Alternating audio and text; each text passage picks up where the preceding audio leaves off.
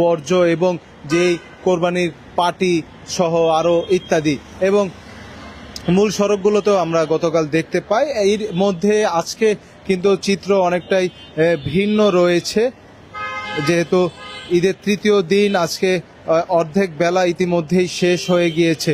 এবং আপনাদেরকে আরও জানিয়ে রাখি, গতকাল কিন্তু প্রধানমন্ত্রী এসেছিলেন এবং তিনি বর্জ্য ব্যবস্থাপনা এবং সড়ক অনেকটাই ইতিমধ্যে পরিষ্কার দেখা যাচ্ছে রাজধানী সেই সড়কগুলো। এবং আপনাদেরকে আরও জানিয়ে রাখি যে কাউকে কিছু না জানিয়ে কোরবানির পশুর বর্জ্য অপসারণ কার্যক্রম দেখতে রাজধানীর বিভিন্ন এলাকা ঘুরে দেখেছেন গতকাল প্রধানমন্ত্রী তারেক রহমান। এছাড়াও গতকাল শুক্রবার বেলা 2টা থেকে সন্ধ্যা 6টা পর্যন্ত প্রায় 4 ঘন্টা ঢাকার বিভিন্ন এলাকা পরিদর্শন করেন তিনি। এই সময় গাড়ি চালিয়েছেন প্রধানমন্ত্রী নিজেই। আমরা গতকাল ধানমন্ডিতে দেখতে পারি বিকালবেলা যে সড়কের মাঝখানেই আসলে বর্জ্য পড়ে থাকতে দেখা যায় সড়কের মাঝে, এবং লোকজন বলছিলেন যে দুর্গন্ধ এবং নানা সমস্যা হতে হয় এই বর্জ্যর কারণে। এবং দেখতে পাই আমরা রাতে আসলে সেই বর্জ্যগুলো পরিষ্কার অপসারণের কাজ চালিয়ে গেলেও গতকাল পর্যন্ত আমরা দেখতে পাই যে বর্জ্যমুক্ত হয়নি রাজধানী অনেক এলাকা।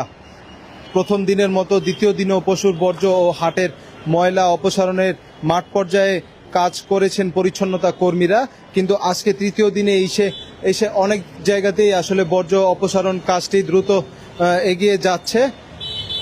তবে সময় মতো বর্জ্য পরিষ্কার না হওয়ায় কিন্তু সিটির 2 কর্মকর্তাকে ইতিমধ্যেই বরখাস্ত করা হয়েছে।